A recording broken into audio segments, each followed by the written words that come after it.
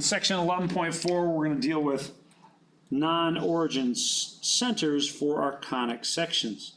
So your ellipse, your hyperbola, your parabola, all those things are no longer necessarily going to have an origin as the center or perhaps the vertex.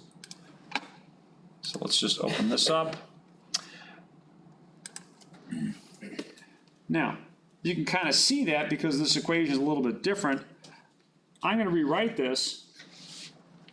Now, some of this you can kind of predict, right? Instead of 16, what would I write in the denominator? There you go, 4 squared. The numerator is still going to stay x minus 2 squared, and then y minus 3 squared over, this is where you fill in the blank, 3 squared. What would you guess? Just a guess, looking at the square terms in the numerators, what would you guess the center is? Yeah, 2 and 3. It's what makes the x squared term equal to 0 and what makes the y squared term equal to 0. So the center is exactly there, 2 and 3. And if you look here, 2 on the x-axis, 3 on the y-axis, and bam, there's your center. Now, in terms of finding your vertices, your foci, all that stuff, all this stuff is pretty much the same as it was before. How far do I have to move to find the vertex in the x direction from my center? 4. So you're going to move the distance of 4 to the right and 4 to the left. And then in the y direction, similar kind of thing, you're going to move up 3 and down 3. Now I don't want to see these spokes of this ellipse here. I'm just showing you that that distance is 3, that one's 3, this one's 4, that one's 4. And then you can use that to find the coordinates of these points, even if you're not asked to graph it. So if I'm starting out with 2 and 3 as my center, if I move this by 4, which coordinate am I changing by moving to the right by 4? The x coordinate or the y coordinate? The x coordinate. So 4 plus that, that's going to be a 6 and 3. 2 minus 4 would put me at -2 and 3. Now how about in the y direction?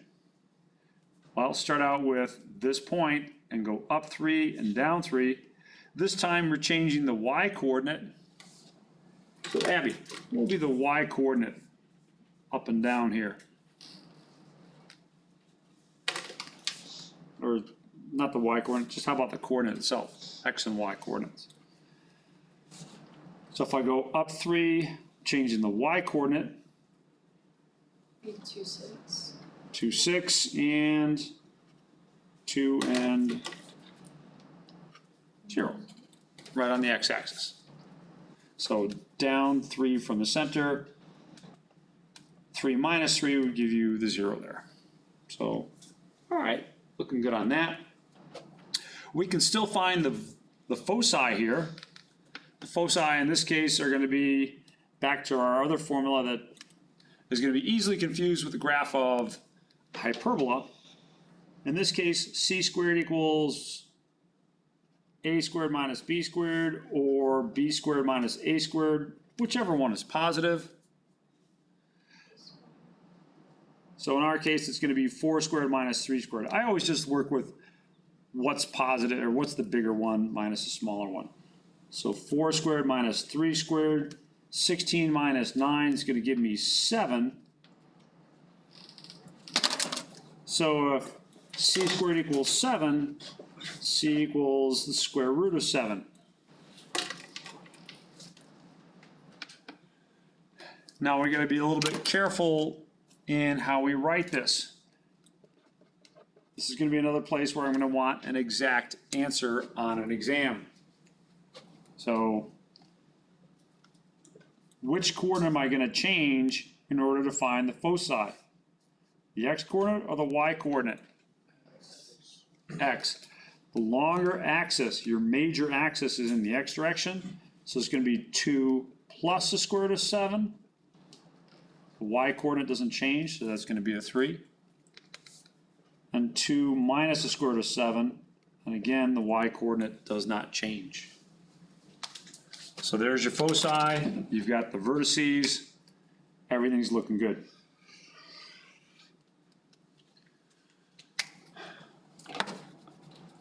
How are we looking on example A? Okay with that one? I mean, the nice thing is that it kind of gives me a chance to review all of your different conic sections with just adding one tiny more twist to everything. Let's move down to here, example B. We're going to rewrite this one.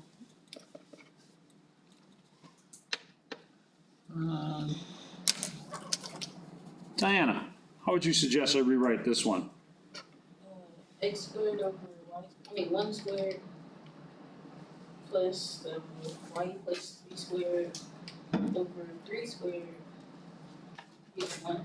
Perfect. Thank you so much. Brendan, what do you think the center is going to be? 0, -3. Nice. What makes this square term equal to 0? 0. So center is going to be at 0, -3.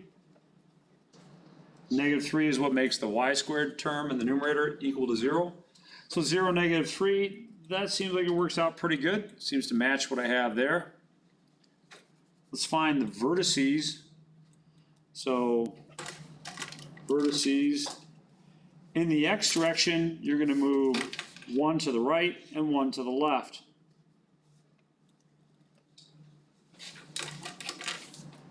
So,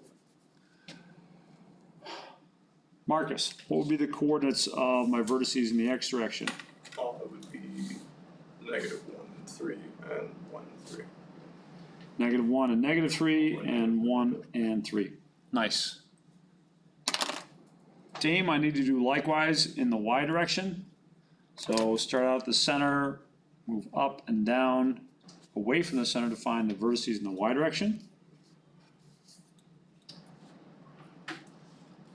So what would those be?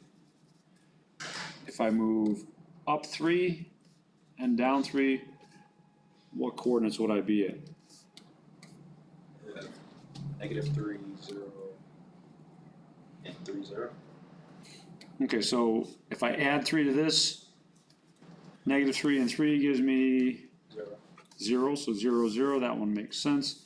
And when I go down from this by 3, -3 minus 3 is -6. Thank you. So there's my vertices. Let's find my foci. So in the x direction, well, see, not before I even do the x direction or anything like that, I need to do c squared. What's the formula for c squared here? What would I calculate? D squared minus A squared. All right, and filling in those numbers here, b squared minus a squared is going to be 3 squared minus 1 squared, which is going to be 8. So c is going to be the square root of 8. We've seen that one before today. That's about, let's make that an approximation, approximately equal to 2.828. So let's make that even more approximate. Let's go about 2.8. I'm not going to take out a magnifying glass and look at your work here. So somewhere between 2 and 3, perhaps a little bit closer to 3. Distance of 3 than not. So your foci, let's see, let's take this. Which coordinate am I going to change to find the foci? The y coordinate. So the foci are going to be 0 and -3 plus the square root of 8, and 0 and -3 minus the square root of 8. So that's almost 3, so that's almost 0, but not quite. And that's almost 3, that's almost 6, but not quite. So somewhere in here for your F1 and F2. Now I'm just giving those names. If you wrote this on the test, that's fine. If you just put the coordinates on the exam, that's fine as well.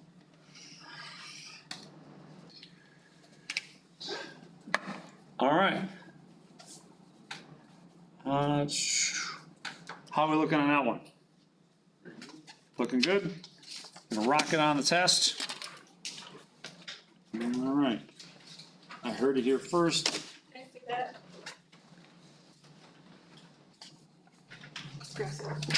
Donna. Let's jump up to example D, because this one is a good one. And you're gonna have to make the most out of this. All right, so this is as far as it gets from being in the form that we just had with everything nice and neat and something over something else. So our goal for this one is to put it in the form of a nice ellipse. So let me copy that over here. Example D. 4x squared plus 25 y squared minus 16x plus 250y plus 541 equals 0. Amazingly enough, this is going to turn out to be a conic section that we've graphed and that you would recognize. So let's see about this one and right here. Bam. So amazingly enough, it does turn into an ellipse somehow. But in order to see how that happens, we have to put it in the proper form. And the proper form is going to be something like this. It's going to be x minus a squared. How about I do x minus h squared? I think is what we traditionally use here. X minus h squared over a squared plus y minus k squared over b squared equals 1. That's going to be the general form that we're going to want to put our ellipse into.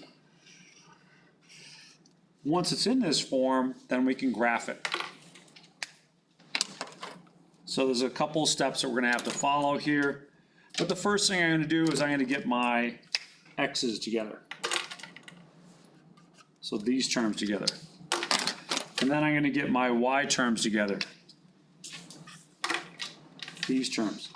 And I'm going to move the 541 to the right-hand side. I'm just going to kind of get rid of it for the time being. Can't get rid of it completely, that's okay. 4x squared minus 16x plus 25y squared plus 250y equals negative 541. I just move that to the right-hand side. We're going to have to go through a process called completing the square. Now, in order to complete the square, the coefficient of my squared term has to be 0. Or it's not 0, but a 1. So I'm going to factor out that leading coefficient. And I'm going to do the same thing with the next one over here. I'm going to have to factor out that leading coefficient of a 25. And I'm going to factor those out from both of these terms. So if I take out the 4 from both of those terms, not a 4x, not a greatest common factor, just the 4, what's left behind? X squared minus 4x. X squared minus 4x. And let's leave a little space there. In sports all the time, you do these trades, there's the player to be named later. This is the number to be named later. We're going to come back and figure that out. So we get that 4 out there. Let's do likewise with the 25. If I factor out just the 25, what's that going to leave behind? Yeah, a y squared plus 10y. That's a number to be named later. Now, I'm going to put a couple blanks in on the right-hand side because I have to figure out what those numbers are. So, all right, let's do that.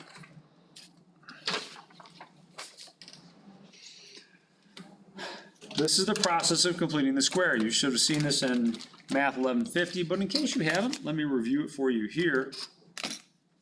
I want this term to make this binomial a perfect square. I want it to be something so that I could say, oh, well, that's something minus something squared. And then I want a 25 times something plus something squared. So what number is it that completes the square here? What number is it that makes it a perfect square binomial? There's two steps to doing this. The first one is you're going to take half of that number. Half of -4 is -2. And -2 squared, take that number and square it, -2 squared is 4. 4 is the number I put in that blank, but it's not the number that I put on the right-hand side. Before I deal with that, why don't you try this one over here? Do those same two steps. You take half of the middle number and square it, and that's what's going to go in here. Don't fill in the right-hand side just yet.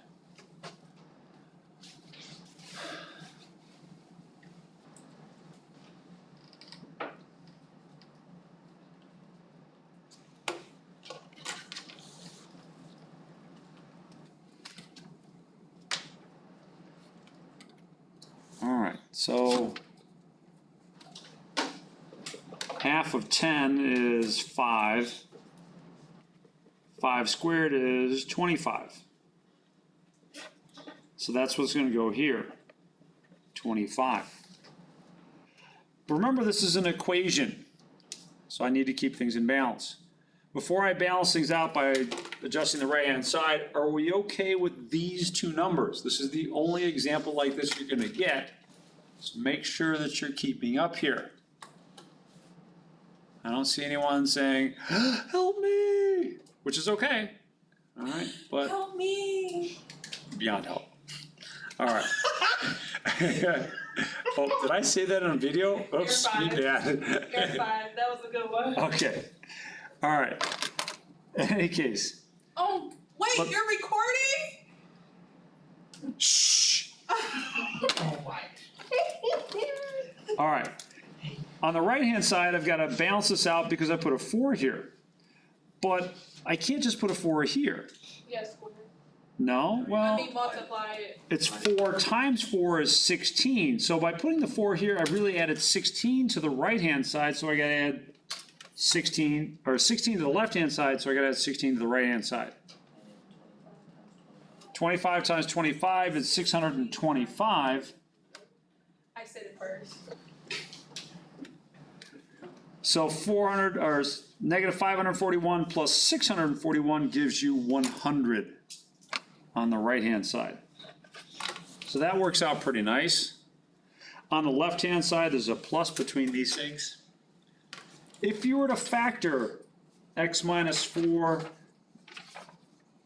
or x squared minus 4x times, or x squared minus 4x plus 4, how does that factor? How does that factor? That x squared, X and Two, two. negative 2. Is it x minus 2 and x minus 2, or better yet, x minus 2 squared, right? You engineered this to be a perfect square trinomial. It's the square of a binomial. So I'm going to rewrite this one as x minus 2 squared. You rewrite this one as something else squared. There's one last little pattern in here I'll show you or point out.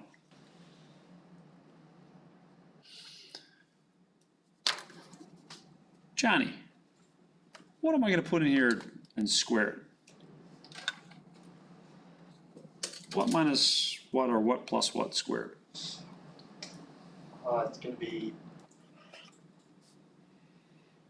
Go ahead. y plus 5. Yeah, y plus 5. And so the last little thing that I'll mention here is that this number should be reflected here, and that one's going to be reflected here. So these two numbers help you out in both parts of this. The first one helps you complete the square. The second one tells you that's the square of this binomial. So great. This is the hard part. One more chance, reach out if there's something that doesn't look bad or looks bad to you. So you could do this, you'll be able to do this on Wednesday, right? Is that what I'm hearing? Yeah. All right. Sure. Let's finish this up. Min, what else should I do here to try and put this in the shape that I had back here? Like something minus something squared, etc. All this stuff. What would be a good next step?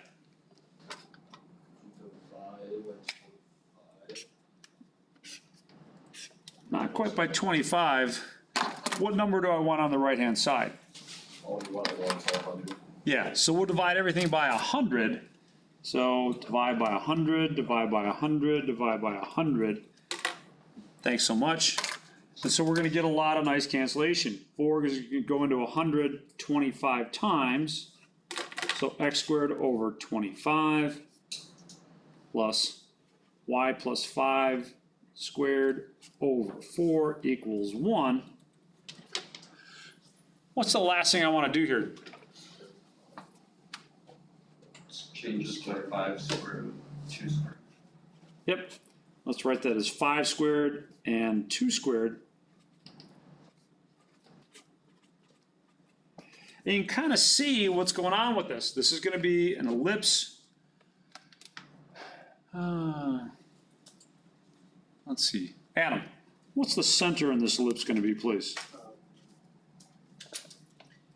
2, -5. Perfect. 2, -5. And in the x direction, you're going to move 5 to the left and 5 to the right to find your vertices, and then up 2 and down 2 to find your vertices from there. So if you looked at that graph that I gave you earlier, you can kind of see some of those points. There's 5 to the right from center. There's 5 to the left. In fact, let's just cheat and do this. There's all our special points. Nice. So you got your center. You can find your vertices in the x direction and vertices in the y direction from there. We still need to find F1 and F2.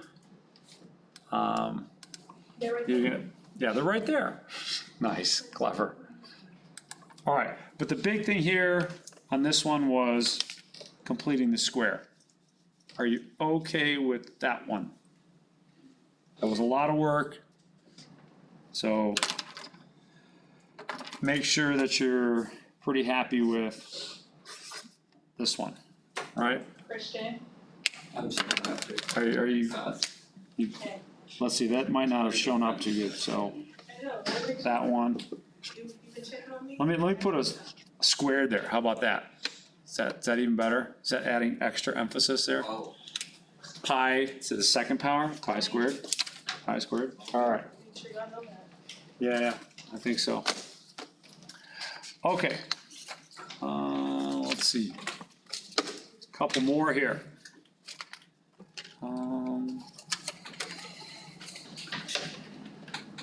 Let's see which one I want to do next. I can't wait to go in and play this video. I'm so excited. to your counselor. So you want to hear your starring role in the video? Is that what you're Yeah. looking forward to? So make sure you All right. upload it. Just want to hear that. Are you recording? Okay. And say, It says complete the square to determine whether the graph of an equation is ellipse, a parabola, hyperbola, a degenerate conic, or no solution. Can you tell me what you expect? Which of these three? Let's see. Ellipse, parabola, or hyperbola. Which of these do you expect when you're graphing these? All right, you got to vote for parabola. There's no C. but it's only one square. Yeah, there's only one squared term here, right? So, all right, if there's only one squared term, then it's going to be a parabola. Now, if it's an x squared term, that's what we're used to. Parabola is an x squared, open up or down. If it's a y squared term, then it's going to open left or right. So we're going to want to solve for y. And I don't know if we really have to complete the square in this particular example or not. Thinking no. Well, let's work through it and find out. Let's see if we can't get y by itself, or at least enough by itself. I was gonna say it's only one. So, let's see, example I, x squared plus 2x plus 1, well, plus 12y plus 1 equals 0.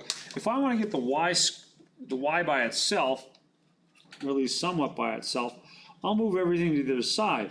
You notice when I do that, everything changes signs. That's okay. 12y, I'm going to factor out the negative on this. X squared plus 2x plus 1. Now we're kind of lucky on this. Let's look at x squared plus 2x plus 1. Does this factor? Can anyone see a way that that could factor?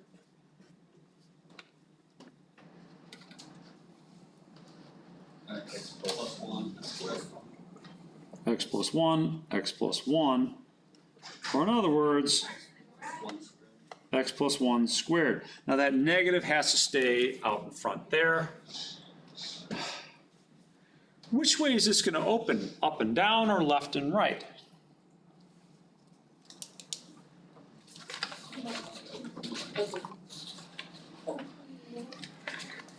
Actually, I think we can be more specific. You got 4 choices. Down, actually.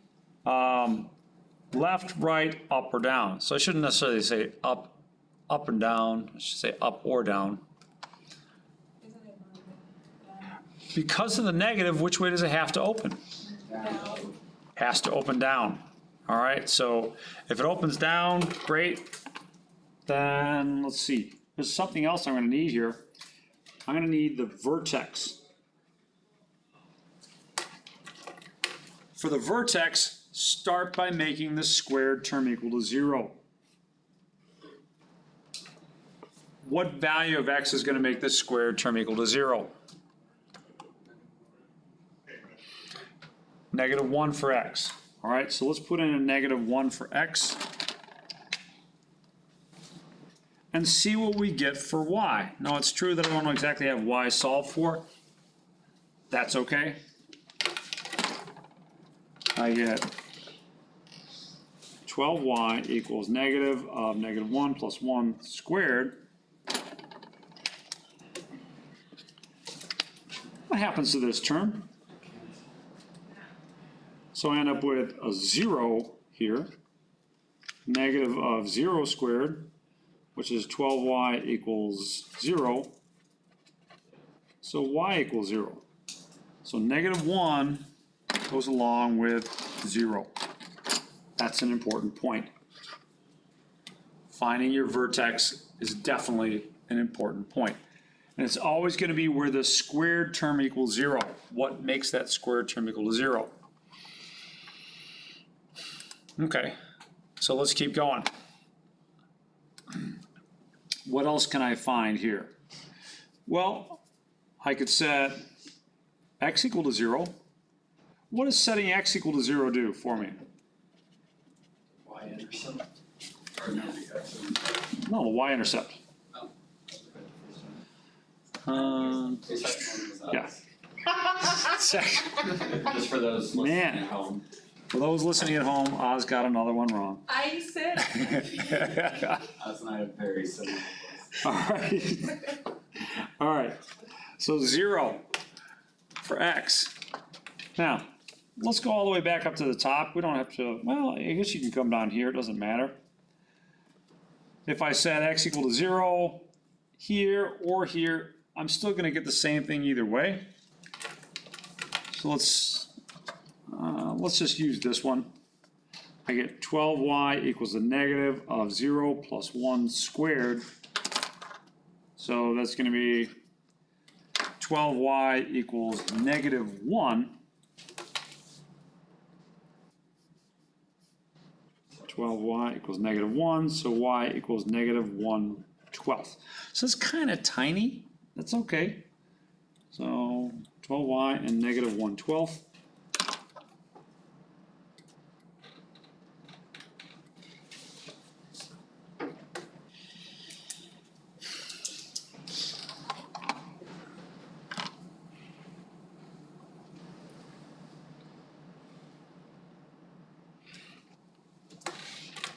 Okay, now there's something else that we need to find with these graphs, and that's P. You remember the whole thing about P? That's the difference between the vertex and the directrix, and, no, excuse me, the difference between the vertex, vertex and directrix, and the vertex and the focus. So since our parabola is gonna open down, something like this, we're gonna have a vertex at -1 and 0, and then some distance down from that, that distance is gonna be P. That's gonna be your focus. And then in the other direction, I'm also gonna have the same distance of P. But what am I gonna find in the other direction? Directrix, good. So let's fill that in as well. I'll fill that in with a dashed line, just to remind you that that's not really a feature you would see if you put it into Desmos and graphed it. So the figure is, the question is, how am I gonna find P? P is gonna be the coefficient of your non-squared term. So 4P, it's gonna come from the coefficient. 4P is gonna equal 12, P equals 3. So that distance going down here, that's gonna be a distance of 3. And that distance going up here is also gonna be a distance of 3. If I move down from this point, a distance of 3, which coordinate am I changing? The x coordinate or the y coordinate? The y coordinate. If I go down 3, I'll have coordinates of -1 and -3. So that's gonna be my focus right there.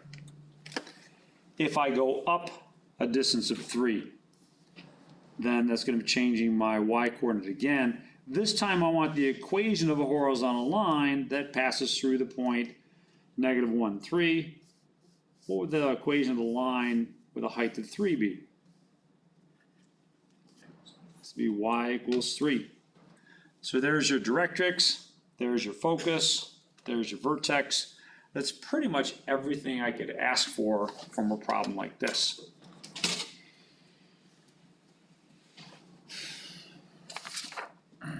We don't need a point on the left side.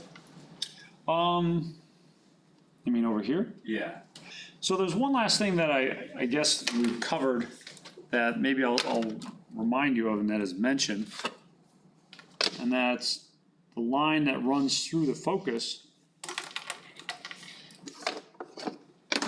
So it's cool if you wanted to plot these points. But what I want to remind you of is this distance is something called, anyone want to fill in that blank? Focus diameter? Oh, the focal. Focal diameter, well done. And the focal diameter is really just going to be 4 times P. So the focal diameter in this case is going to be 12. So equals 4 times P, which is 4 times 3, which is 12. So that's going to mean 6 to the right and 6 to the left. So here's where if you did this, I'd definitely give you some extra credit. If I go 6 to the right from here, what are the coordinates of that point going to be? 5, 3, 5, -3, and 6 to the left would be -7 and -3. So that would definitely be extra credit if you could get that from from all this, include the focal diameter. That's really cool. Be careful on Desmos when you do these things. Some of these things don't exist. For instance, there's no major and minor axis here, so I think it's just DNA or something like that. The problem will tell you itself, but you're gonna have to just regard those as being blanks. In particular, again, there'd be no asymptote here. There is a directrix there, but not an asymptote. Can you put an EC next to where you said will be the extra credit, if you got that? Extra credit for these points. Maybe even the focal diameter, but I'll put a question mark there. But if you found the coordinates of those points, yeah, my inner child would be doing somersaults. I'd be very happy. How do you find P again? So P is always going to be, 4P is always going to equal the coefficient of your non-squared term. So I guess technically I should probably put the negative on the left-hand side and get the squared term by itself. So technically P is -3, but I just regard P as being the distance between the vertex and the focus. And the fact that it's -3 really reflects that you're moving down a distance of 3 to find the focus from your vertex. So, but P in general is going to be given by 4P equals the coefficient of your non-squared term. All right, is that answering that? Okay, thank you. Let's see. Let's do one more with parabolas. So this time we've got a vertex at -5 and 5 and a directrix at y equal negative or y equal 2.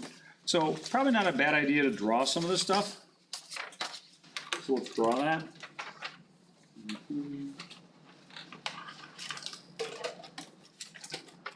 And the drawing doesn't have to be wonderfully to scale. You just want to give yourself a good idea of what things look like and line up like so that you can determine what P is. So this is example H.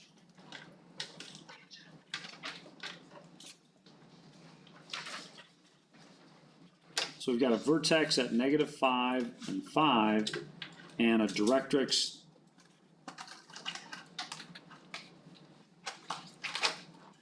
at y equals 2.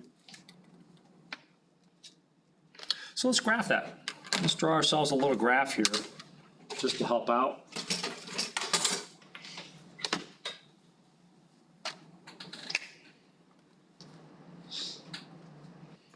Let's see, -5 and 5 and 1 and 2.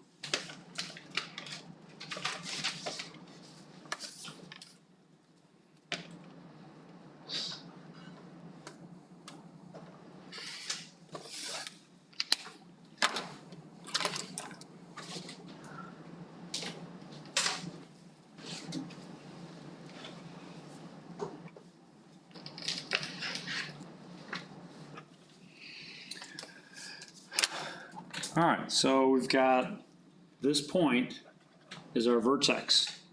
Didn't give myself a whole lot of room on this, but that's okay. And I've got the equation y equals 2 is my directrix. What's the equation y equals 2 going to look like when I graph it? It's your vertical line or horizontal? Is it vertical or horizontal? Horizontal.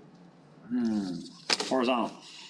Better make sure you keep that straight because that will make a big difference.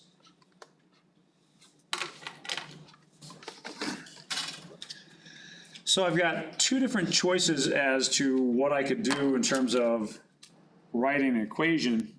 One possibility, and this is a nice review for you for determining P. One possibility is x minus h squared equals, let's see, how do I want to write it? 4p y minus k, like that, or y minus k squared equals 4p x minus h. Both of these are going to have vertices at h and k, so that's nice. But the question is, which one of these do I want to use? Do I want to use something like this or something like this? A parabola in x squared or a parabola in y squared? So let's answer that question to ourselves first. Which way is this opening? Up and down or left and right? Yeah, I shouldn't say up and down. Up or down, left and right. But which way does it has to open? Oz, you said it? Up. Has to open up. It can never cross this directrix. And if it opened to the right, or opened to the left, or opened down, it would cross the directrix. So it has to open up. So something like this. And right now, they're giving you your H and K. So that's H and that's K.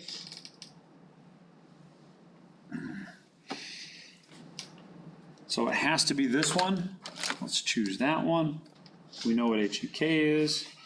And there's one other thing I need to figure out. I need to figure out what P is. Well, P is going to be the distance between the vertex and your directrix. Min, what's P going to equal?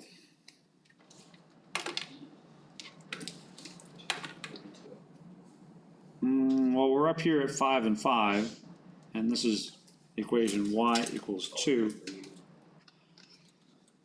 P has to be 3. There's your H, there's your K, there's your P. We can fill in everything we need here. This is x minus -5 becomes a +5 equals 4 times 3 times y minus 5. P is 3. So let me clean that up. That's just x plus 5 squared equals 12 times y minus 5.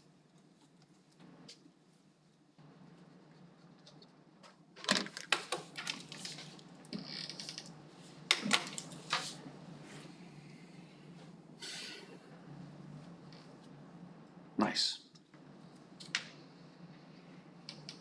All right. Comments or thoughts on example H? You want to solve anything? No. The goal is just to find the equation, and we did it.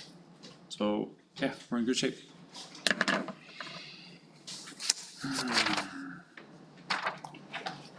Let's do one or two more. Let's flip things over to example J. First things first, somebody tell me how I know without looking too hard, this is a hyperbola, not a parabola. What's the big difference? What? How do I know? Amy? The subtraction. Yeah, the subtraction. That's screaming out hyperbola.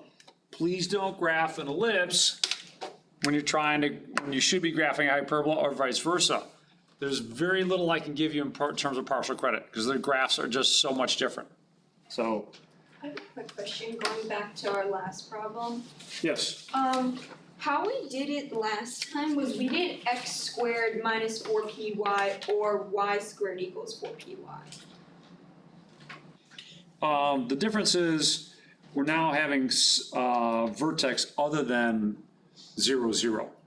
So if you set h and k equal to 0, 0, those formulas that we use in section 11.1 will default to what we had there.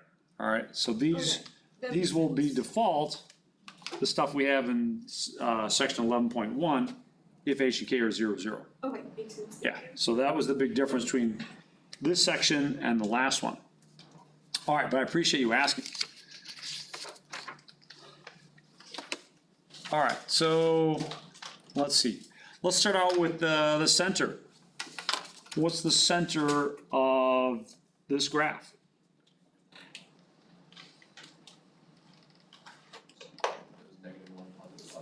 Yeah, -1 and +5. Again, you're going to look at what makes the squared terms equal to 0. So center at -1 and +5. Thanks, Min. And let's see, let's put that on our graph. -1 and +5. That's going to be up here. Right there. And now I need to find some points in either direction. To do that, I'm probably going to rearrange this thing first. How would I rearrange it? What would I do?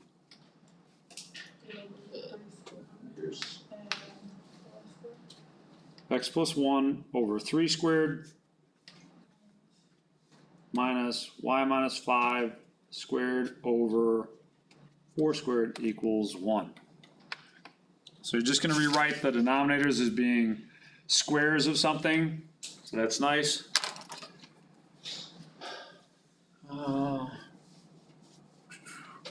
Alice, how far do I have to move in the X direction to find some of the points of my rectangle?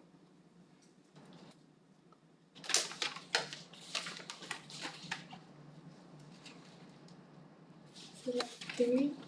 Yeah, to the left by 3 and to the right by 3. And then how far in the Y direction? 4. Yep. Up 4 and down 4. So here and here. And so those 4 points are things that I want you to draw. And I want to see the graph here. Please do me a favor. I'll provide rulers on Wednesday. Use them. It gets really messy when people don't.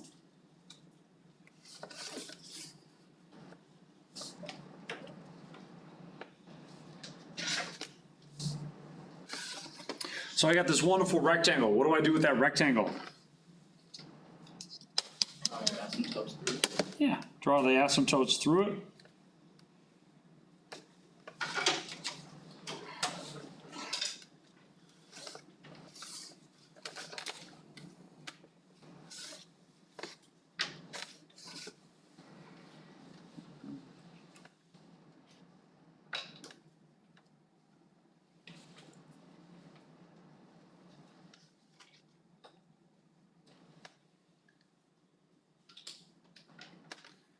It's a little off.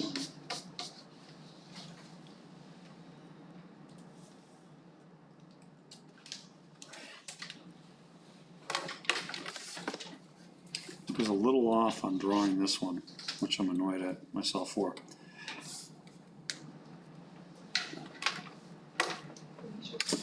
Think I should do it again?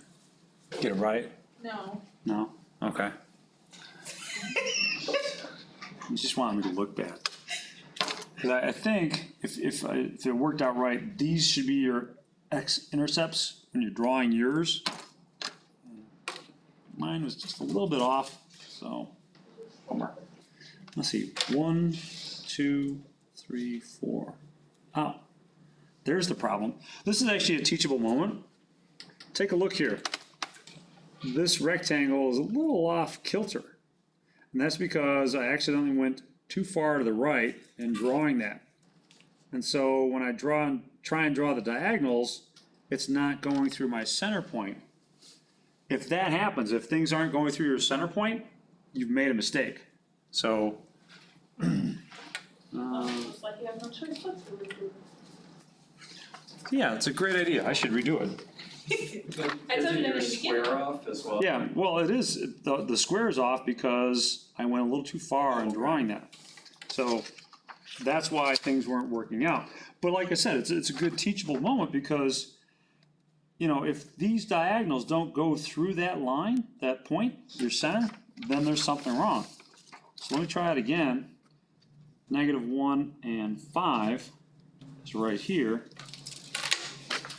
This time I'm going to be a little more careful and going 3 to the right. 1, 2, 3. So a lot of times what people do, and perhaps I did unconsciously as well, is they didn't really count this as 1 because it's a lot of times it's the y-axis at 0, 0. So maybe I went a little too far. 1, 2, 3 over here. So that one's looking better. And then down 4 and up 4. So I have a neater looking box. Let's draw in this side down here, this side across the top, this side down to the bottom, and then this one across. Now when I draw my diagonals, they should go nice and neatly through the center point, and they do. So let's do that. And this. So like I said, it is a double check of your work that these diagonals should pass directly through that center point. Now which way is this going to open? Left and right or up and down? Yeah, left and right. You know that because the squared term is positive, and this one's negative, the y squared one's negative. So we're gonna have hyperbolas opening in both directions. Please make sure that when you do that, it only touches this box at that one point and gets close to, but never quite touches these asymptotes. So something like that. And don't be too afraid of touching the asymptotes that you curve away. Don't curve in. It's going to keep on getting closer and closer to that asymptote. So at the risk of vertigo for you guys, sorry about this, but I'm just going to do it this way.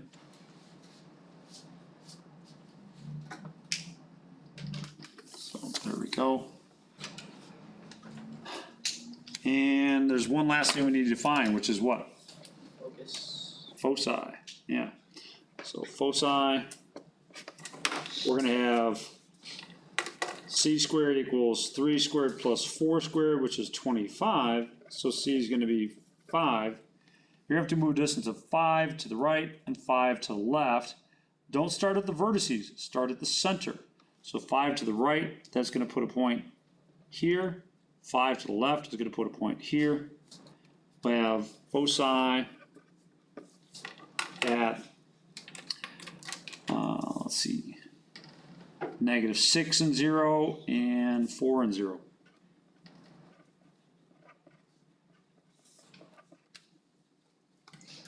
The last thing that you could be asked for is to find the equation of the asymptote. It's not quite as easy as it was in section 11.3, but there is a trick that we can use here that we used in section 11.3. Does anyone remember what it is? Slope.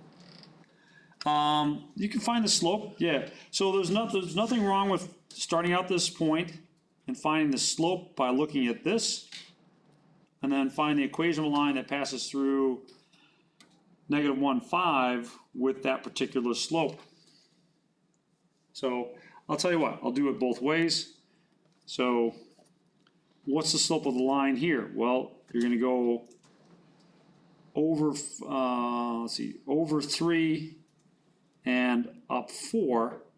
So the slope is going to be 4/3. And it passes through the point -1, 5. So -1 and 5. So nothing wrong with that. Let's see if we can't find the equation of a line now. So I would do it as y minus y1 equals m times x minus x1. So it'd be y minus 5 equals 4/3 times x minus -1, which is 4/3 x plus 1. 4/3 times 1 is going to be plus 4/3. If I add 5 to both sides, it's going to be y equals 4/3 x plus, let's see, call that 15/3, that'd be 19/3. So that's one way to do it. The other way, B over A. The other way is a little different. Let me remind you on the other way. The trick that I gave you on the other way was this. Instead of writing this equal to 0 or equal to 1, I'm going to write it as being equal to 0. And I'm going to solve for y. So that would mean moving the y squared term to the right hand side. So x plus 1 squared over 9 equals y minus 5 squared over 16. I'm going to multiply both sides by 16, so I'll just write that as 16 times this. In fact, I'll factor out the denominator. So 16 over 9 times x plus 1 squared equals y minus 5 squared. We need to get y by itself. So we'll take square roots on both sides. And in particular on the left-hand side, I'll take plus or minus. So I end up with plus or minus 4/3 times x plus 1 equals y minus 5. And then it's gonna be plus or minus 4/3 times x plus 1 plus 5. Actually, it's a little bit better, and I'm just realizing this, because in order to get the equation of these lines, I just did it for this line. I gotta go back and repeat it for this line. But doing it this way, I've got the equation for both lines. You know, the positive case, great. Negative case, great. I've got both lines. Now you could clean it up a little bit, I suppose. But if you wanted to do the positive case, it's 4/3 times x plus 4/3 plus 5 equals y. And the negative case would be negative 4/3 x minus 4/3 plus 5 equals y. And then you can combine those with like terms. So this one I like a little bit better. Whew. All right.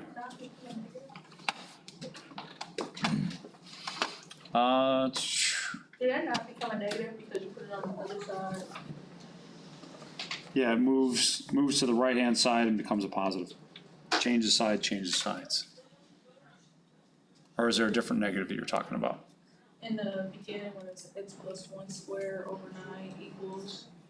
When this changes sides, Oh, it what's in became positive. what's in the squared term doesn't change, but yeah, this whole term became positive, Okay. but not, it doesn't change what's in there. All right. Any other thoughts on these? Did you want to work one last one with the parabola here, or have you had enough? All right, no appetite for one more. We'll take one more. You take one more? Ooh. All right, one more.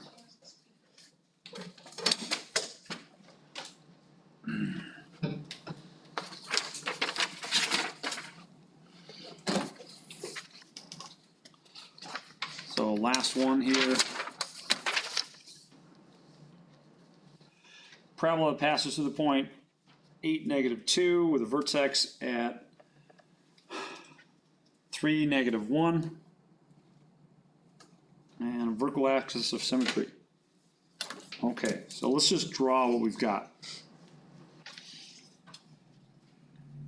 3, -1. All right, so this is going to be to the right of the y-axis and below the x-axis for a vertex. All right, so let's draw something like this. Here and here.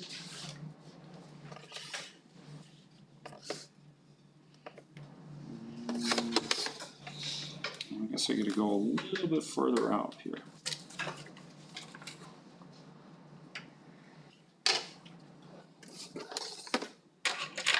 So they're not giving us a whole lot here. They're giving us 2 points. They're giving us a vertex at 3, -1, and the graph passes through a point at 8, -2, 4, 5, 6, 7, 8. So the graph passes through this point. That's our 8, -2. And that's your vertex at 3, -1.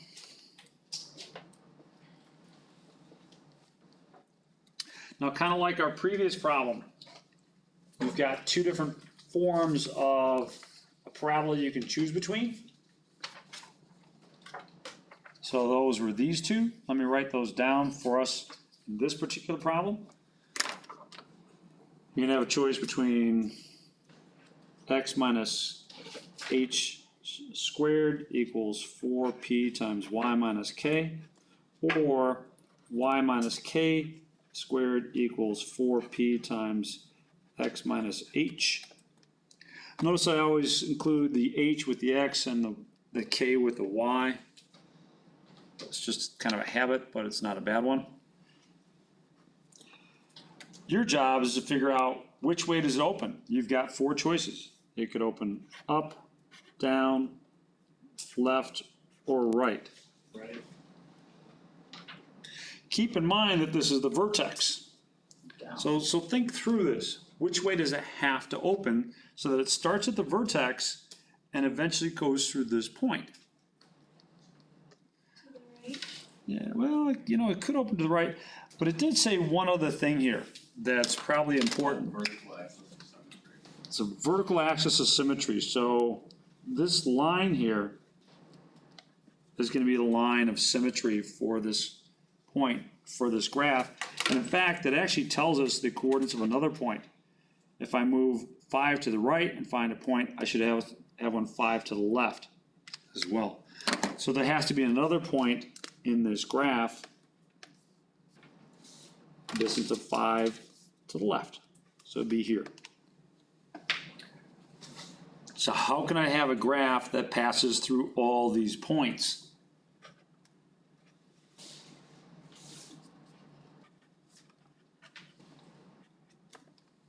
Which way does it have to open? I'll give you 1, 2, 3, or 4. Which choice does it have to be? 2. It can't be 1. It can't open up. It's not going to hit through these. If it started out here and opened to the right, yeah, I could go through there, but it wouldn't have a vertical axis of symmetry anymore. Same thing here, so it has to be 2. It has to open down. So it's going to have to look like that. Let's see what else we know here. Well, this is your H and K. So we're good in that regard. And because it opens down, which one of these does it have to be? Top one or the bottom one? Am I going to have a squared term in y or a squared term in x? Squared x. Oh, F. Has to be a squared term in x. So thus far, because I know h and k is 3 and 1, it's going to be x minus 3 squared equals 4 times p times y minus k squared, which is going to, or y minus k, which is y minus negative 1. I'll make that a positive 1.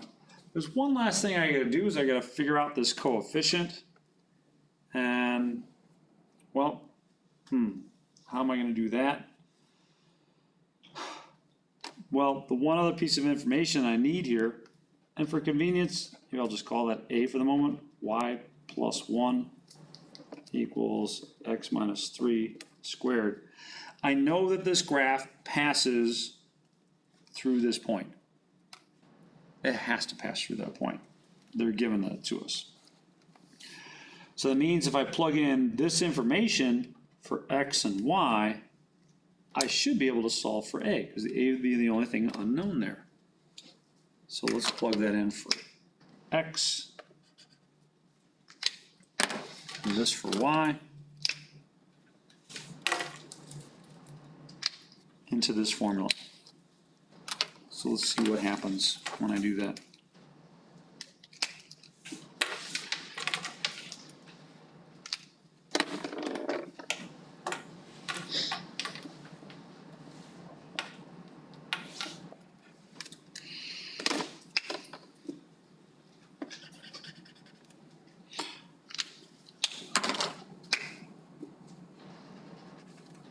So let's take those numbers, plug them in. I've got an 8 from here and a negative 2 from here. So 5 squared is 25 equals a times negative 1. 25 equals negative a. What does a equal? Negative. A is negative 25. So I could plug that in here for my a, and I'll end up with this equation, x minus 3 squared equals, let me just put a 25, y plus 1 here. Without the 25, this would have to open up. So the fact that we got a negative number here is a little bit reassuring, because now that's going to have to open down, which it does. So there's your final answer on that one. Very nice. Okay. Looking good on that one. Looking real good. Any other follow-up on this one? Example K?